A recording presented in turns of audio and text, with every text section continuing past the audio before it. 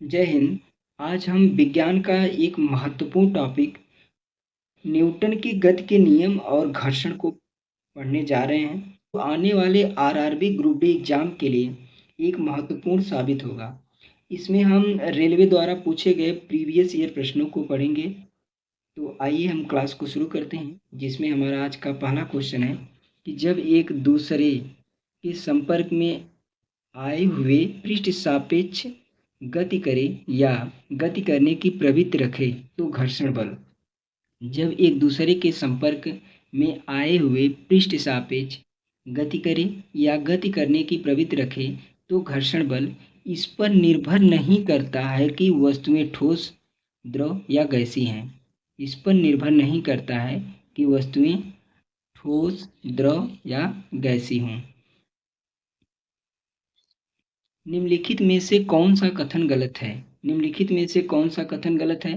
तो मैदान में लुढ़कती गेंद पर घर्षण बल लगता है, ये तो सत्य है। पानी में चलती हुई नाव पर घर्षण बल लगता है, ये भी सत्य है। चिकनी सड़क पर चलती हुई बाइसिकल पर घर्षण बल लगता है, ये भी सत्य है। पानी से भरी बाल्टी की पेदी पर रखी गेंद पर घर्षण बल लगता है, ये गलत है। इस पर घर्षण बल नहीं लगता है।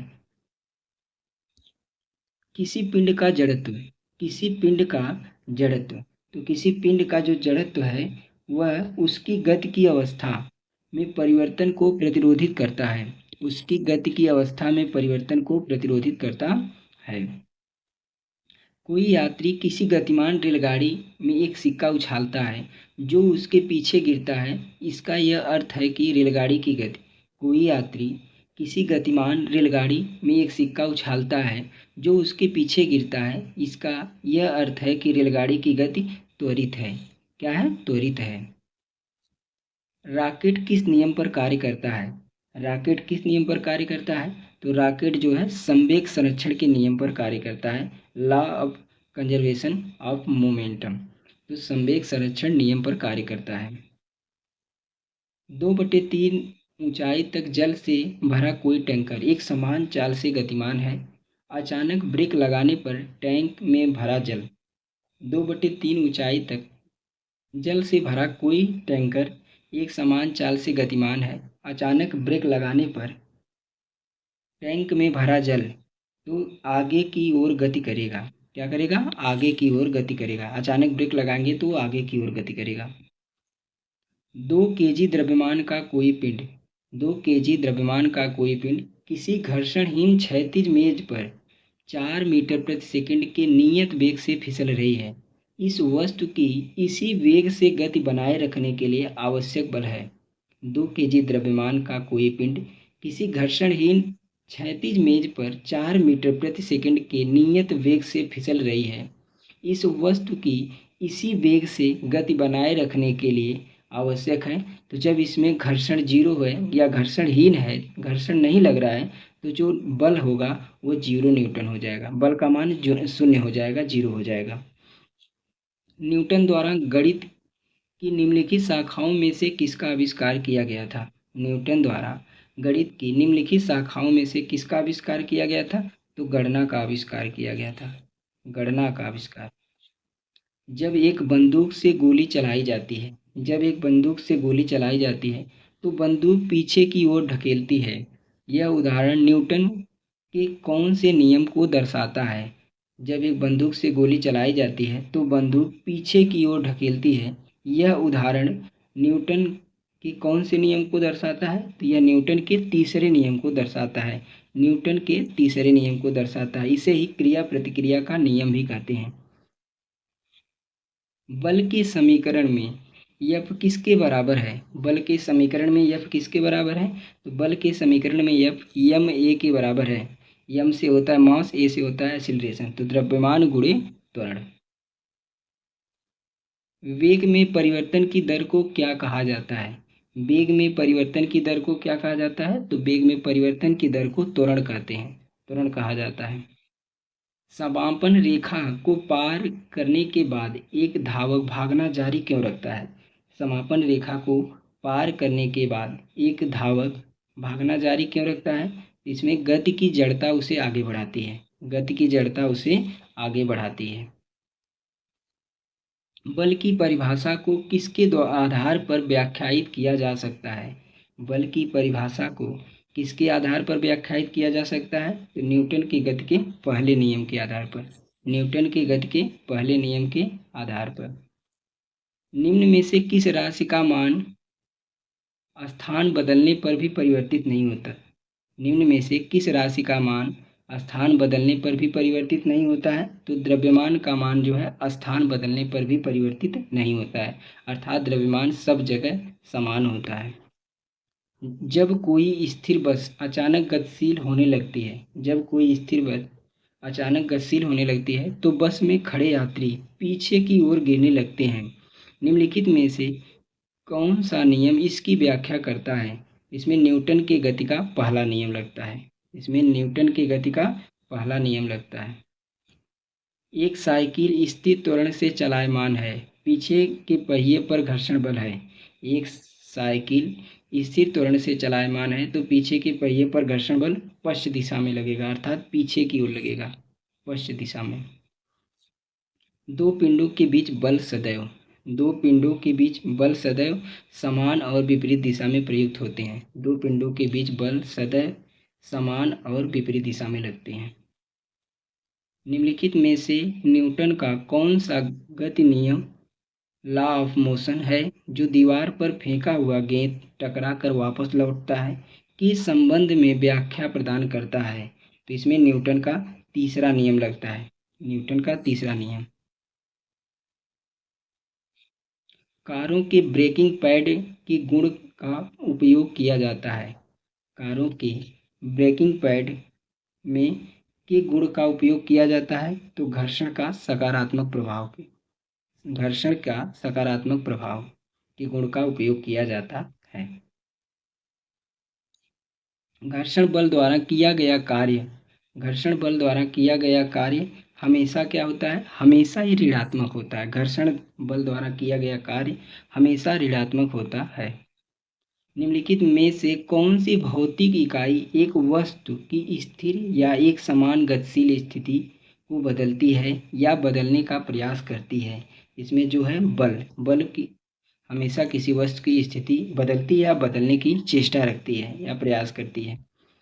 कोई वस्तु सतत चाल से गति करती रहती है जब तक उस पर कोई न लग जाए। कोई वस्तु सतत चाल से गति करती रहती है जब तक उस पर न लग जाए, तो जब तक उस पर बल न लग जाए। निम्नलिखित में से कौन सा कथन न्यूटन के गति के तीसरे नियम के लिए सही है? निम्नलिखित में से कौन सा कथन न्यूटन के गति से तीसरे नियम के लिए सही है? इसमें जो है बल अलग अलग निकाय पर और विपरीत दिशा में लागू होता है। बल अलग अलग निकाय पर और विपरीत दिशा में लागू होता है। जब एक नाविक आगे की दिशा में कूदता है तब नाव की पीछे की तरफ हट जाती है। जब एक नाविक आगे की दिशा में कूदता है तब नाव पीछे की तरफ हट जाती है। यह उदाहरण न्यूटन के कौन से नियम को दर्शाता है? यह उदाहरण न्यूटन के जो है तीसरे नियम को दर्शाता है। गति का तीसरा नियम, न्यूटन की गति का तीसरा नियम। रॉकेट लॉन्चिंग कौन से नियम पर आधारित है? रॉकेट लॉन्चिंग कौन से नियम पर आधारित है? तो रॉकेट लॉन्चिंग न्यूटन के गति का तीसरे नियम पर आधारित है। न्यूटन के गति के नियमों का प्रकाशन किस वर्ष हुआ था? तो न्यूटन के गति के नियमों का प्रकाशन 1687 ईस्वी में हुआ था। 1687 ईस्वी में हुआ था।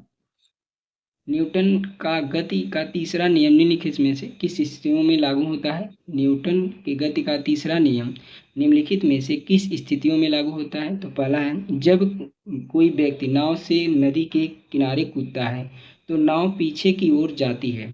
दूसरा है, एक बस में खड़े यात्री पीछे की दिशा में गिरते हैं जब स्थिर बस अचानक चलने लगती है। जब कोई व्यक्ति सीमेंट वाली फ्लोर पर गिरता है तो उसे चोट लगती है। चौथा है, तेजी से चलती क्रिकेट गेंद को पकड़ते समय एक क्षेत्र रक्षक अपने हाथों को पीछे की ओर ढकेलता है। इसका उत्तर हो जाएगा, जब कोई व्यक्ति नाव से नदी के किनारे कूदता है तो नाव पीछे की ओर क्या हो जाती है? पीछे की ओर हट जाती है। एक 70 केजी का आदमी 50 न्यूटन के बल से एक 50 केजी के आदमी को धक्का देता है, तो 50 केजी वाले आदमी ने दूसरे व्यक्ति को कितने बल से धक्का देगा? ये भी 50 न्यूटन के बल से ही धक्का देगा, 50 न्यूटन के बल से धक्का देगा। गति का दूसरा नियम संबंधित है। गति का दूसरा नियम किससे संबंधित है? तो गति का दूसरा नियम संवेग से संबंधित है। संवेग से संबंधित है।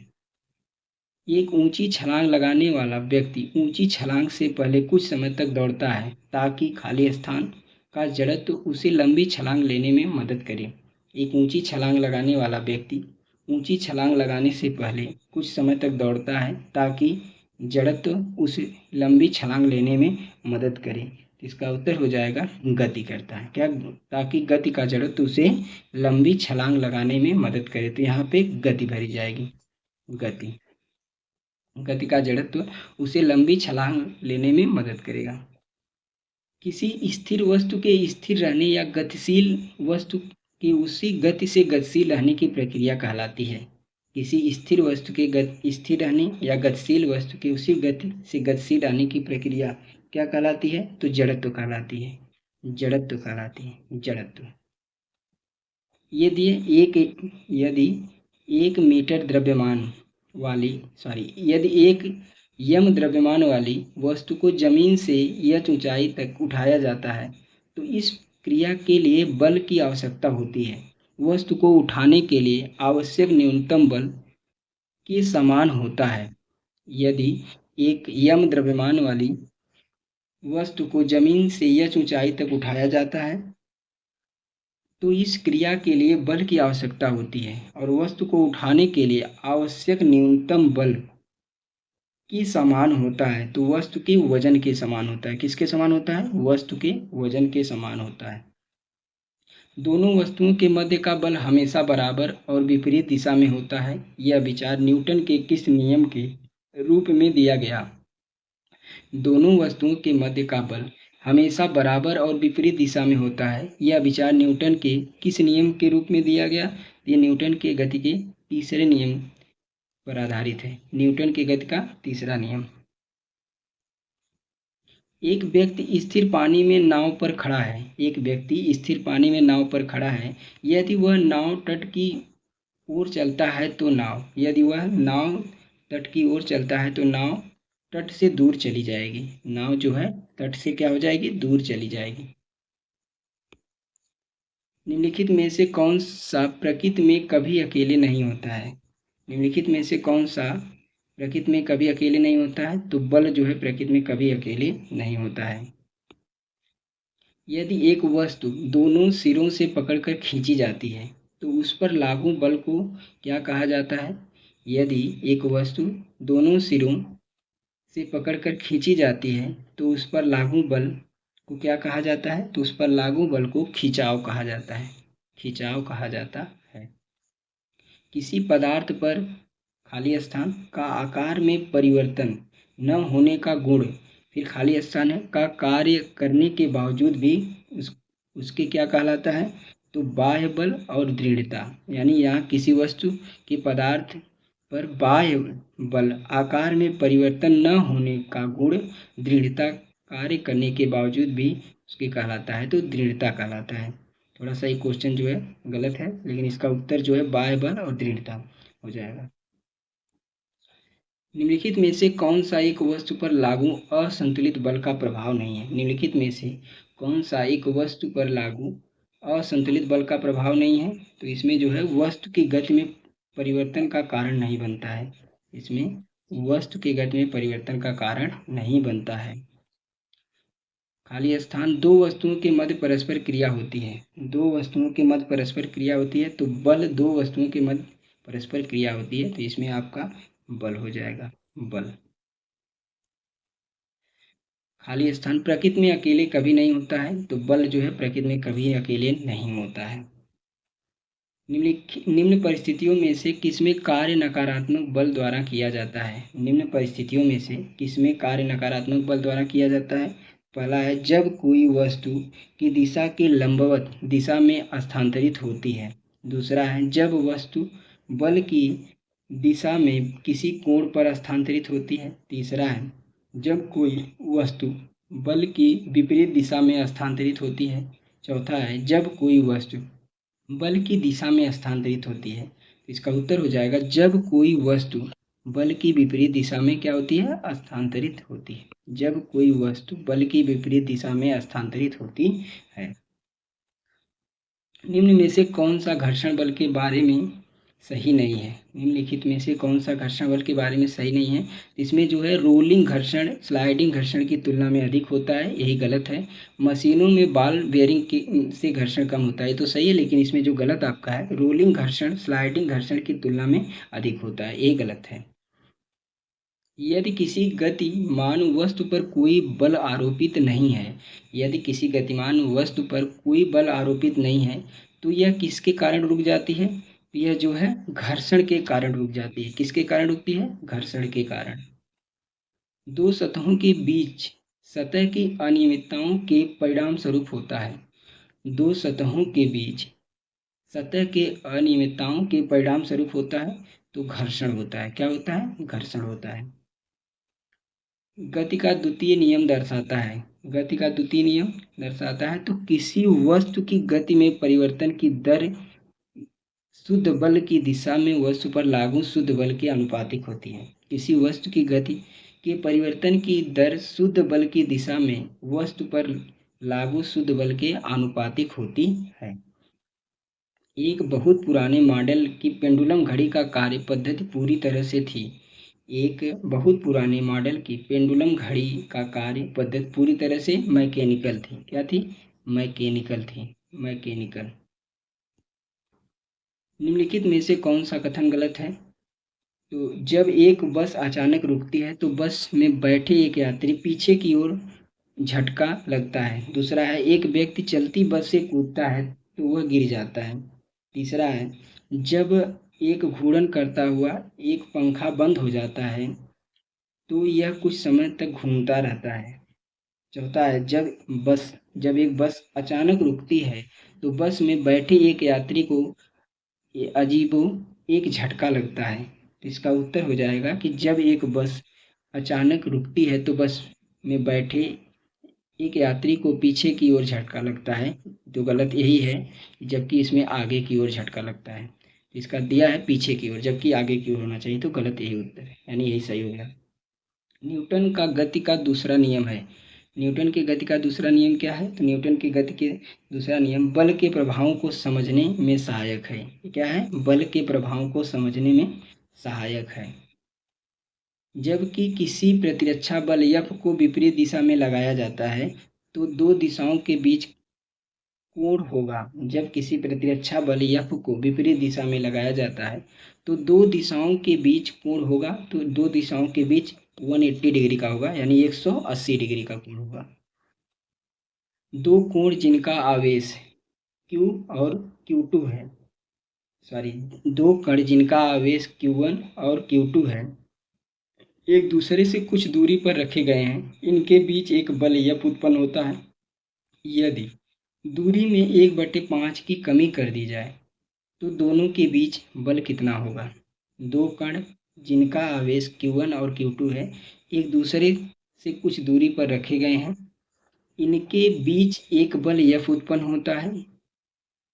यदि दूरी में 1/5 की कमी कर दी जाए तो दोनों के बीच बल कितना होगा? तो दोनों के बीच जो बल है वह 25F होगा। कितना होगा? 25F होगा। किसी वस्तु के संवेग परिवर्तन की दर बल की दिशा में आरोपित होती है। किसी वस्तु के संवेग परिवर्तन की दर बल की दिशा में आरोपित संतुलित बल के समानुपाती होती है। इस नियम को क्या कहा जाता है? तो इस नियम को न्यूटन की गति का दूसरा नियम कहा जाता है। न्यूटन की गति का दूसरा नियम। न्यूटन की गति के दूसरे नियम का समीकरण क्या है?